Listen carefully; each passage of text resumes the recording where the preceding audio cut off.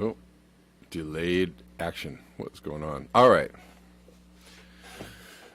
Greetings. Welcome back to Blackbird News, where everything is connected. What is going on, people? How you doing? We're live on YouTube, Rockfin, Call-In, the Call-In app. You can call into the show. It's kind of cool. You should check it out.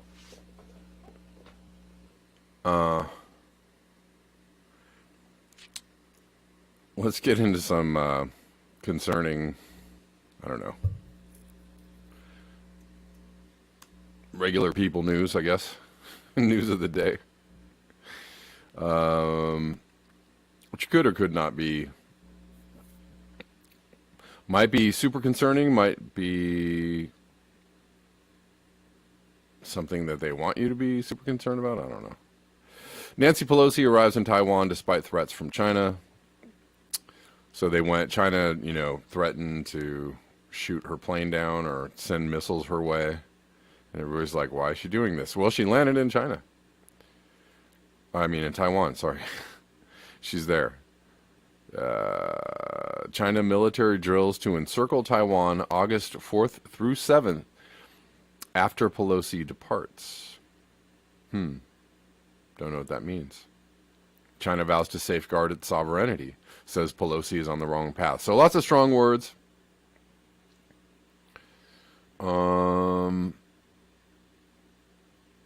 It's not good. It's not good to have this kind of ramped up, heated rhetoric, I think, going on between two superpowers.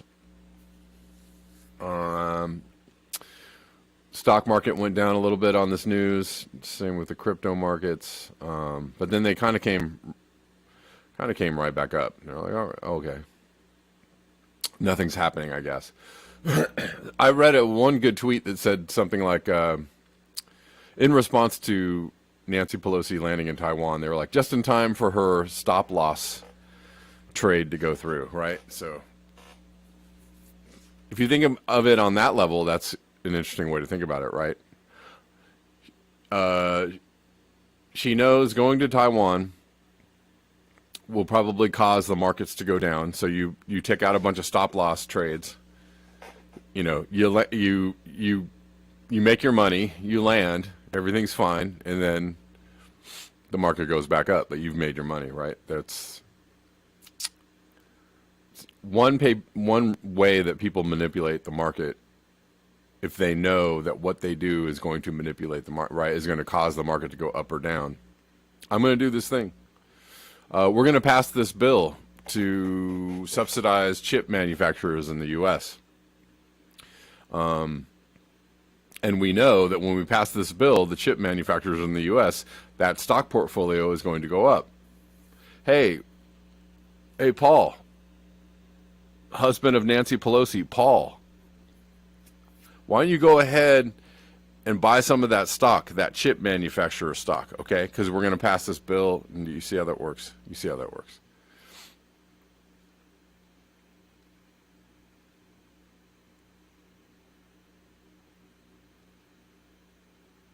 China plans a military response, including missile tests off Taiwan's east coast, beginning as soon as this evening, and military drills in the waters and airspace encircling Taiwan August 4th through 7th. That does, all the things I'm saying does not mean that I don't think this is not a dangerous situation. I think it is.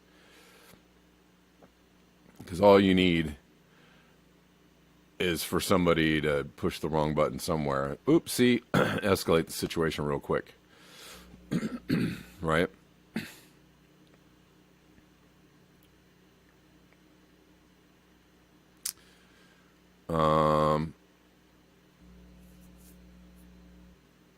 There's been little market movement since Pelosi touched down, though traders say they're on alert for reaction beyond rhetoric and drills that could escalate the situation.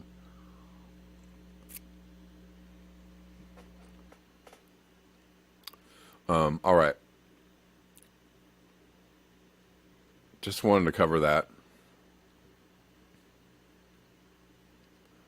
Don't know if it's a nothing burger yet, but looking kind of like a nothing burger, but we'll see. I don't want to say that famous last words. kind of an incredibly stupid thing to do, to challenge. China's getting pissed off, and we're like, oh yeah? Well, how pissed off are you? Here's an interesting headline from The Intercept that the Revolutionary Blackout Network posted. Leaked Bank of America memo. We hope conditions for American workers will get worse.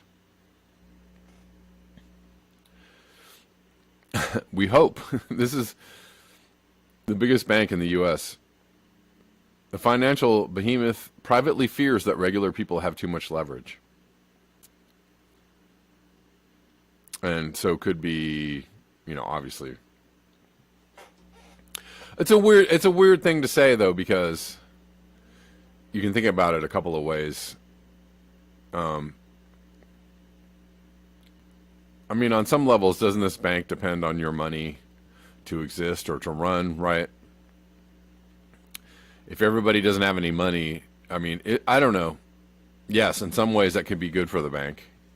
In other ways, not so good, right? If everybody doesn't have any money, that's one of those things. I guess that's why stock crashes are like cyclical, right? Everybody forgets the last one that happened, and they've got all their money invested. They've got their money all tied up in mortgages and whatnot, and then the market crashes, and everybody loses everything, and then they're like, well, I got to be careful with that.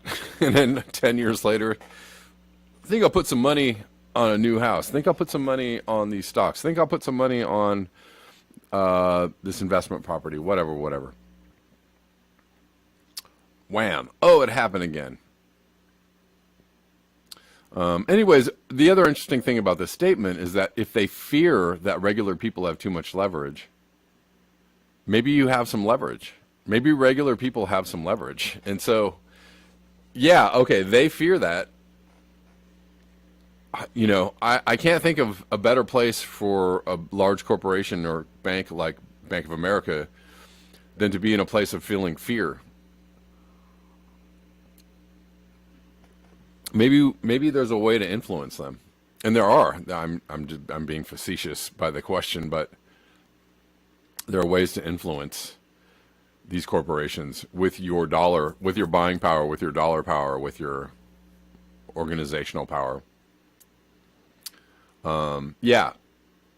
Sure. Didn't we see another leaked memo from? Oh God, I can't remember what it was. Amazon or. No, it was a, I think it was a restaurant, Applebee's. That's what it was. And the memo was, we hope this economic conditions worsen to the point where people will be forced to work for whatever we pay them. So, they were clicking their heels and, rejoicing at the idea that people might be, I think it was something like, the memo said something like, we hope that they are forced to take 2-3 jobs in order to stay alive. This is how these people think. They are wicked and heartless. We hope conditions for American workers will get worse. I'm really not cool with this trend of just pasting the headline. Can you put a link up for that, people? Just put a link up, a link to the source, so we could see the source. It's just so simple. But I had to think, when I read this, I was like, of course they think that way. Of course that's how they operate. But when I read this other line that they fear that regular people have too much leverage, that made me think, you know what? We might have some leverage if we understand what that leverage is, if we understand how to utilize that leverage. I could go down a whole path with that thought.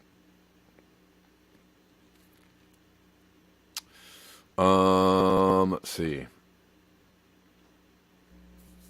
What to get into next? We'll get into this. Breaking news. BP have announced their highest profits in 14 years during the worst cost of living crisis since the 1950s. It's a disgrace. Oh, yeah. The government must stop subsidizing fossil fuel companies and invest in clean, renewable energy now. We'll, okay, we'll give them a pass on the last sentence there. But, yeah, oil companies' profits are skyrocketing and the best ever, the best in a long time. Sounds like other corporations that are making a lot of profit off of people's misery and off of bad, economic woes. Let me think. Who could I think of? Would it be Amazon? Would it be Pfizer? Would it be, right? Like all these other companies. And there's no slowing down the record profits of the oil companies. Not anytime soon. Not unless we realize that we have some leverage. Not unless people band together and go, you know what, we got some leverage. We have some influence in this. But meanwhile, people are on Twitter going like, they'll never take my personal car from me. I won't give up my personal car, my personal transportation, unless the rich people do. Okay, you might think that's a reasonable opinion, but like, meanwhile, the oil companies are like, yes, yes. Keep going, keep going.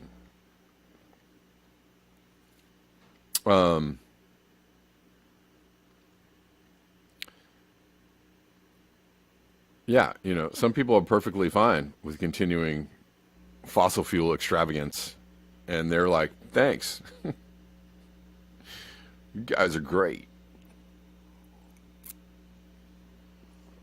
There's no climate change. We're not killing the planet. We want all the things. We want all the stuff. We want it now. The things we were promised that if we worked for, that we would always get. And they're like, yep. You'll get it right to the very end. Which isn't long now.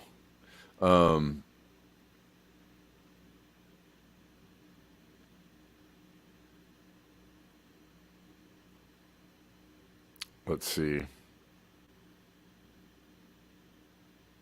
All right, so yeah, a lot of people are passing this one around.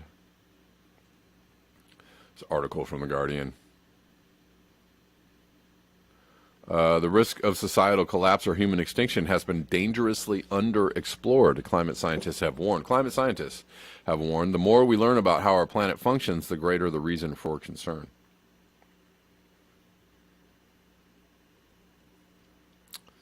Again, I just want to point out, it's totally cool to listen to experts and scientists and doctors, who have differences of opinions, I guess, with a particular consensus on other subjects. But on this subject, there's not a lot of scientists and doctors, there are not a lot of scientists and doctors saying this isn't happening. What a lot of scientists and doctors are saying, are saying is that it's kind of bad. We're kind of entering danger zone here.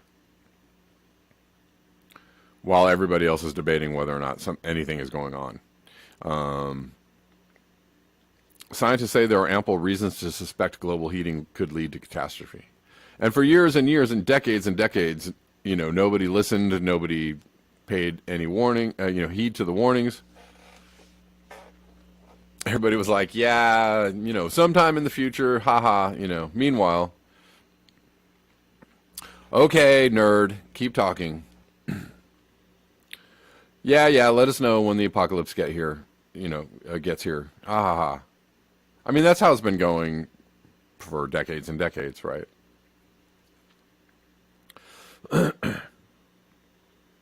The risk of global societal collapse or human extinction has been dangerously unexplored. Climate scientists have warned in an analysis They call such a catastrophe the climate endgame, though it had a small chance of occurring. Given the uncertainties in future emissions in the climate system, cataclysmic scenarios could not be ruled out, they said. Facing a future of accelerating climate change while blind to worst-case scenarios is naive risk management at best and fatally foolish at worst. This is what the scientists are actually saying.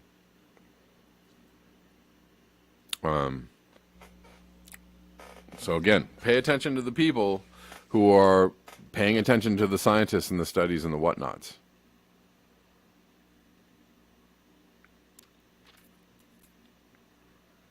Facing a future of accelerating climate change while blind to worst case scenarios. Oh, sorry. Did I read that? The international team of experts argue the world needs to start preparing for the possibility of the climate endgame. Analyzing the mechanisms for these extreme consequences could help galvanize action, improve resilience, and inform policy. Probably not quickly enough. Explorations in the 1980s of the nuclear winter that would follow nuclear war spurred public concern and disarmament efforts, the researcher said. The analysis proposes a research agenda including what they call the four horsemen of the climate endgame: famine, extreme weather, war, and disease. Well, we've got two solids in there already: extreme weather and war, with disease and famine coming up close, right on the heels.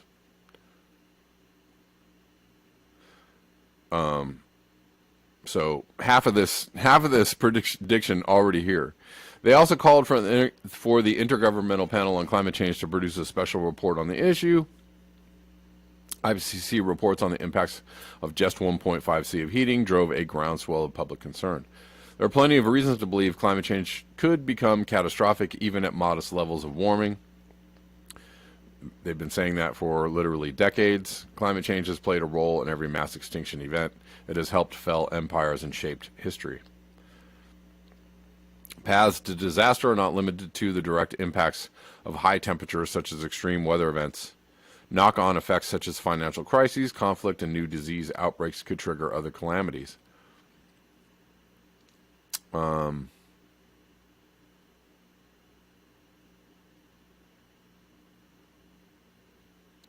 A thorough risk assessment would consider how risks spread, interacted, and amplified, but had not been attempted, the scientist said. Yet this is how risk unfolds in the real world. For example, a cyclone destroys electrical infrastructure, leaving a population vulnerable to an ensuing deadly heat wave. The COVID pandemic underlined the need to examine rare but high-impact global risks. Even if, So, again, I really hate, sure, yes. You could use COVID as an example, but I hate when people correlate COVID to climate change because there are two utterly different beasts in many ways. Particularly concerning are tipping points where a small rise in global temperature results in a big change in the climate, such as huge carbon emissions from the Amazon rainforest suffering major droughts and fires. Tipping points could trigger others in a cascade, and some remained little studied, they said, such as the abrupt loss of stratocumulus cloud decks that could cause an additional 8 C of global warming. Abrupt loss of stratocumulus cloud decks that could cause an additional 8 C. Like, that's a big old whoops, The clouds suddenly went away very, very quickly, a matter of years, and then that could cause 8 C of warming.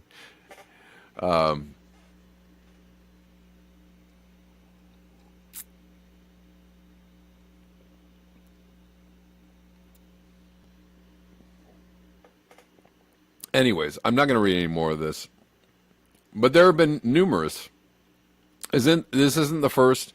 Again, some people might point to this as like, some folks would go, oh, the climate alarmism. Yeah, if you've actually been paying attention to, people have been saying this for a long time.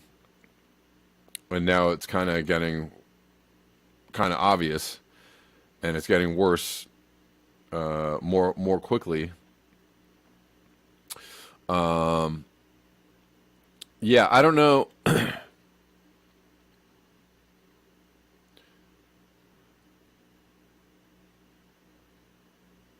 Maybe this is all an evil plan. The evil plan was to cause everybody to poison the planet with their consumption. And then they had to tell you, and in order for them to tell you that we're destroying the planet, and then for them to enact their authoritarian agendas, and then I don't know, all the climate change people and all the overpopulation concerned people would go like, yeah, that's actually kind of what we've been saying. That's actually the whole scenario we've been laying out for many years. If we keep doing the things that we're doing, if we keep consuming everything in our sight, everything, hand over fist, without, any end, without stop, without regulation, with, nothing standing in our way, but our own ingenuity. If we just keep on consuming and reproducing, and then by our reproduction consuming at an ever faster rate, what we're going to end up with is kind of global catastrophe. And probably governments doing crazy things in order to stop this global catastrophe, because it's a self-fulfilling prophecy. But that's what we've been saying would happen. We predicted this was going to happen, decades and decades ago, and here we are, and it's happening. And everybody, now people are like, it was all part of an evil plan. I don't know. Was it a plan, or was it just plain stupid? You be the judge. You be the judge. I don't know. My vote goes with plain stupid. Or, somebody warned me about something and we're like, yeah, get out of here, Jack. And then when the thing that they were warned against starts happening, they're like, yeah, you guys have been telling about this. You must have planned this all along.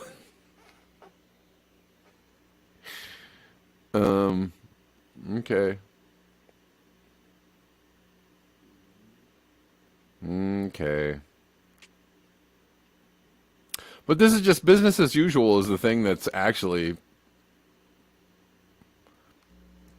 kind of doing the job, right? Doing the job. There's a depopulation agenda afoot. Well, yeah. It's called doing the things humans do, right? Just going forward without a care for our environment, without a care for, the things that sustain us, the systems, the earth systems that sustain us all, without a care, without, poison away, dump plastics away, dump, whatever you want, oil away, dump, pump things into the air.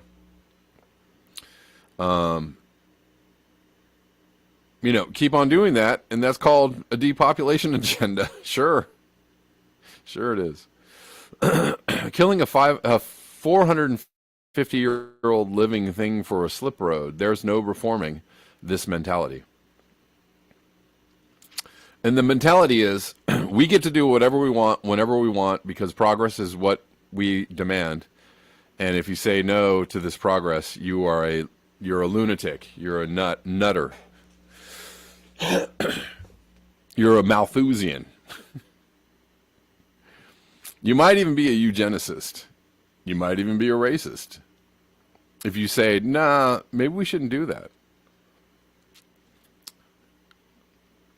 But killing a 450-year-old living thing, totally fine as long as it's not a human, I guess. Even though we don't really care about killing humans either. Protesters devastated as 450-year-old Somerset oak felled. And felled to make way for a road. It's just a tree. It's just some nature.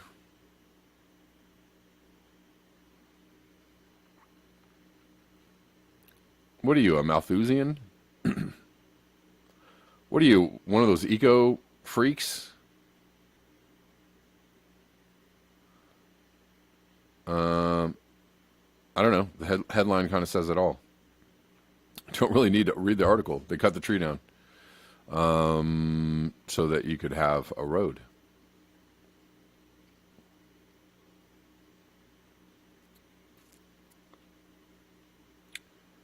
Yeah, let's see. And then here's more business as usual news. Scientists wonder why we might be a tad doomist. Here comes Russia's biggest ever Arctic oil project. By the year 2027, it is due to handle 50 million tons of oil per year. Few years later, the annual volumes are to be increased to more than 100 million tons. So they are planning on actually doing more oil. Again, so if there is an agenda to curtail your, personal consumption, the oil companies of the world are actually planning on doing more. All companies are planning on doing more. Airlines are planning on doing more. Every single company on the planet is planning on doing more. None of the I can tell you right now, not one of the large corporations on the planet are planning on doing less business 5 years from now. Not one of them are getting ready for a major drop in sales or even a 2% decline. They can't have that. All of them were planning for more. Every single one of them. No one has degrowth on their ledger books. Not one company has degrowth on their ledger books. So it doesn't. I actually am trying to logically make sense. Even if there's a WEF agenda to like curtail everybody's, energy use or something, or lock everybody down through authoritarian means.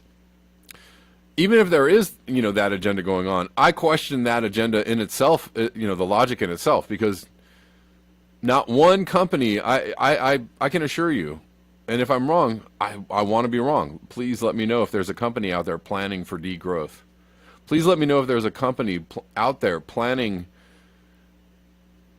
for a big dip in their sales. I don't think so. They all need things to keep going somewhat forward as usual. And they need the people to buy those things. So if you depopulate the planet, you don't have the customer base to buy all those things that you're ramping up to do. So again, I say, even if it's a thing that's really happening, I question the logic of it. Even from if the bad people are planning this, I don't see even the logic. I don't see the logic in it. So I don't know I don't know where the lack of logic really lies. Is it the people planning it, or is it the people saying that they're planning it, or is it everything together? I don't know. Human Love Solidarity says carbon free is worked out with carbon credits. Yes, but the thing is that you can't. Sure. Again, I say unto thee though, that this system requires growth. This system absolutely requires growth. And every signal that you see going forward is that the oil companies, the pharma companies, any company, Apple, Amazon, over and over and over again, none of them are planning for degrowth. None of them are planning for less profit. And that means they're planning for you to buy the things still. You still, the end user still needs to be part of the equation, because they're not going to sell all these things to themselves. I feel like I am using super logic right now, right? Like, understanding maths. If you are increasing your ledger book, if you are increasing your bottom line, if you are increasing your sales, you are not selling to a dwindling supply of customers. And you're certainly not making up for the shortfall to a small number of people. I don't know how that works.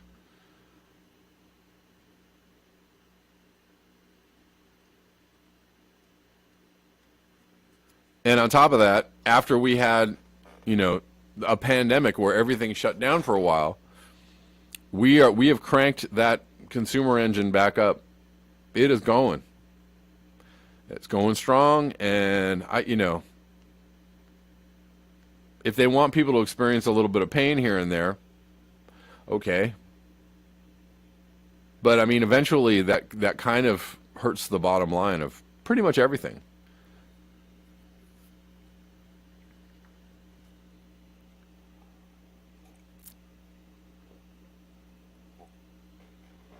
At some point, you got to keep those profits coming in. So I don't know. When corporations actually start putting out their 10-year forecasts, and they're forecasting, a large degrowth pattern, then I might go, oh, okay, something's happening. Something's going on. They're planning for something. But they're not planning for anything. They're planning on opening up more areas of land. Biden just passed a bill that opened up, guaranteed a certain amount of land set aside for oil drilling, a certain amount of offshore drilling, guaranteeing these people profits, guaranteeing these people, and you can't have profits if you don't have an end user. Do you understand that? Do you understand that? That is it is so utterly basic. So if there's a depopulation agenda, I don't get it. Unless the agenda is to drive everybody off a cliff with, rampant consumerism until the very end, and that's it. And that looks like that's the plan. That's the real depopulation agenda. Let's just go forward until we hit that wall, and then good luck to us all.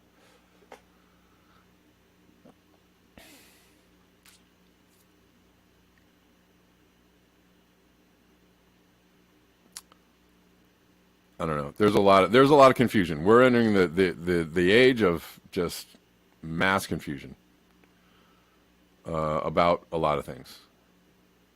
And how will that play out? I have no idea. Hey, let's watch a bunch of flash floods in the Middle East. These are crazy. This crazy amount of crazy footage. This is, I don't know where this is. Is this Oman? I had things from Oman and Iran, but this, massive flooding. So again, nothing going on, no extreme weather, nothing is going on the planet. No.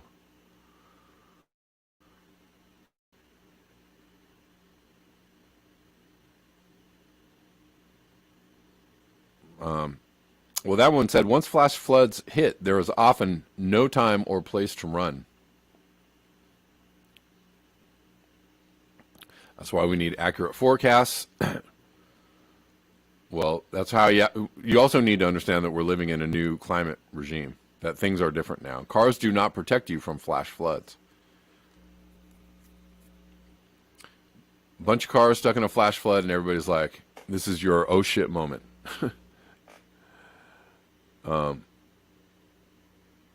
What's up, Phantomas? How you doing? I'll just play these clips while you're talking. Oh, okay. Yeah, I find it interesting the parallels of people that are talking about the climate and their lives and what they surround themselves with.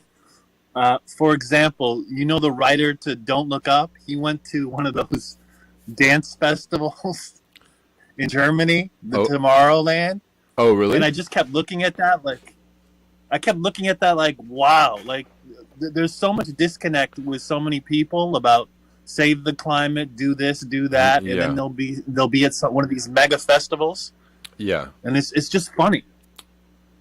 It is. It's interesting. I mean,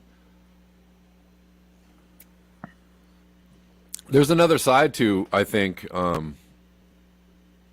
mean, maybe we're all just nihilists. Yeah, Maybe that's the end road for everybody, is just to become super nihilistic, because it's like, well, we see how bad everything is, and we also see that we can't, like, I think people are aware of the rapid rate of climate change. There's a lot of people that are like, enjoy yourself because it's later than you think. And so all of that, though, reinforces the idea that, well, they don't care. This is all a ruse. This isn't real. This isn't happening. There's nothing we can do about it anyways, right? All of those things wrapped up together. Well, it is interesting, the backlash of what Bill McGuire was saying about the hothouse, that article I sent to you, or rather the tweet that I sent to you, where a lot of people were going after him because of things he didn't say, because the headline in the Guardian made him sound like he did say it. He had to clear it up. I never said that in my book. Right. It's interesting how the paper does that. I saw a little bit of that backlash. That some people were saying that the headline was super alarmist, and he was like, "I didn't say that." I mean, I don't know, man. But what's interesting about it is the people that answered, the climate scientists, they didn't read the book at all, but they instantly reacted. Oh, the lack of fact checking on so many levels. Right. I mean, some of the climate people in the climate scientists, I guess, community, I'm a little confused by the things they say. Certainly. Mostly what they say is that, well, let's not be too crazy now. Let's not be too alarmist. Let's not be too doomy. Like, that's what a lot of them say. Anyways. Well, before I go, I'll say it's a lot like competitive, like the rapper community in the rapper industry. Right. There's a lot of infighting. And right. I'm guessing because that spotlight is so competitive. That's my guess to it.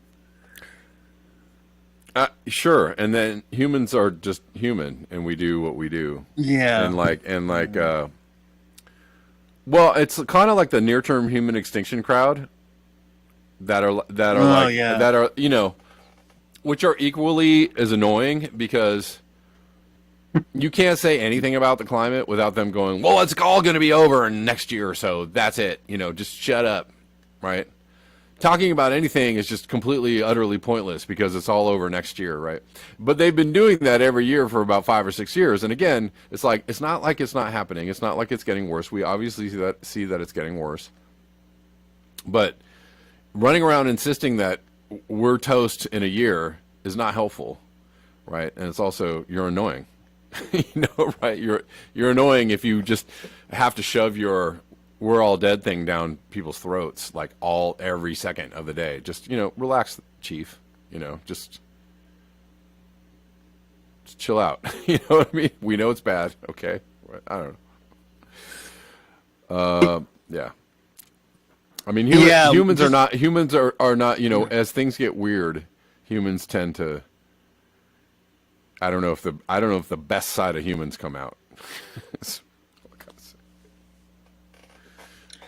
Yeah. Just one last thing, Charlie. I know you're in this room. If you could move the hang up button just a little bit farther to the mute mic button in the call, because I keep hitting the hang up thing. That's my only criticism, I guess. Oh, you keep kicking yourself out of the room. Yeah. Yeah. Okay. Yeah. Right. All right. Thanks, Phantomas. All right. Later. All right. These images from Iran, where at least 53 people died from flash floods, are very harsh. These people are being swept away. These floods Obviously, this is just normal. This is regular weather. Nothing to be concerned about. Everything's fine. Well, to put not too fine a point on it, there were massive floods in Germany last year, and elsewhere as well. China, see, every single summer, China seems to be hit with these massive floods. Not yet this year, but it seems like the last 3-4 years straight, massive flooding in China, as well as the Midwest, Mississippi, other places. We had some flooding earlier in the spring, but summer flooding, no, not yet. Europe was also unprepared for the flash floods that hit last year, which cost Germany over 40 billion euro. Germany is still rebuilding from all the damage done by this climate disaster, and Germany's coal power plants are still making things worse.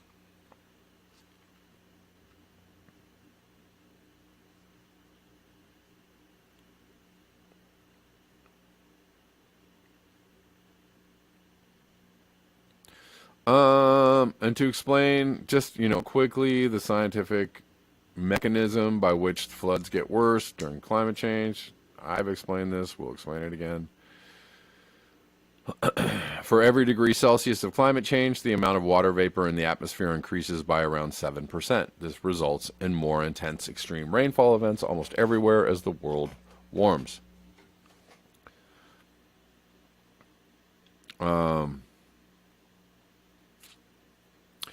The other thing that's mind-boggling to me a little bit is the I don't believe in the CO2 thing. It's like, well, there was a time when cities were shrouded in smog and people walked around and ran around and existed in clouds of smog, and it was not pleasant, and people really did not like that, and they rebelled against that, and they were like, could we clean this up, please? And so we put a bunch of regulations on the emissions of cars, and we moved all the factories over to China, so we didn't have to breathe in the belching, nasty, smog-filled, particle-filled air that we used to breathe in. Now all the Chinese people and the Indian people breathe that in. And now we have, kind of clean air, and we're like, fairly clean air. We still have smog. It's cleaner air.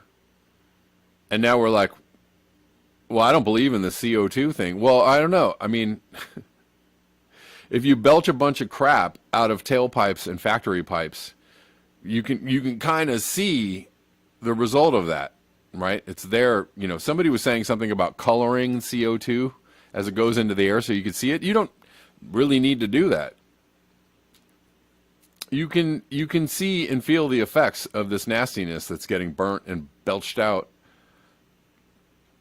into the air, and it makes people sick and makes people not feel good, and it's not a great place to pee, and right, and people pay for cans of fresh air in China because they're breathing in this nasty air, and yet people are like, well, this CO2 thing, I don't believe the CO2 thing at all. I don't know, man.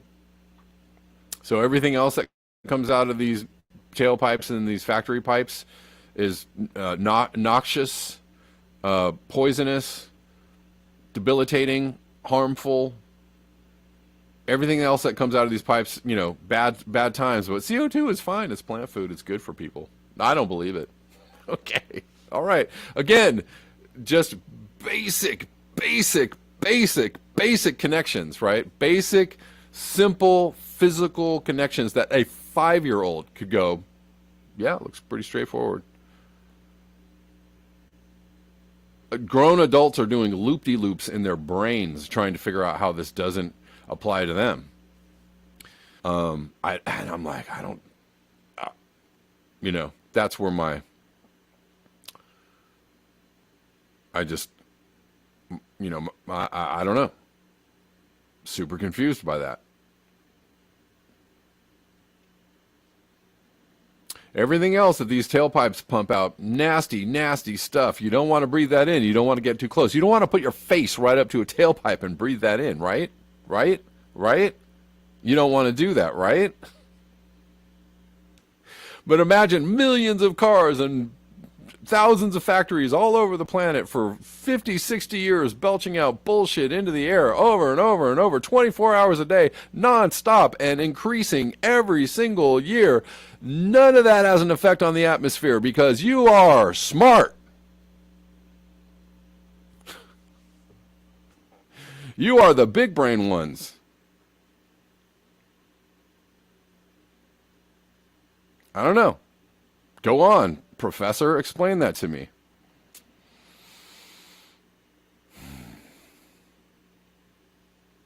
All right, YouTube, thank you so much for hanging out with me today. I'm going to jump off YouTube and continue a few more minutes on Rockfin. Thanks for hanging out with me every single day on Rockfin YouTube and Callin. And I'll see you guys tomorrow at 10 a.m.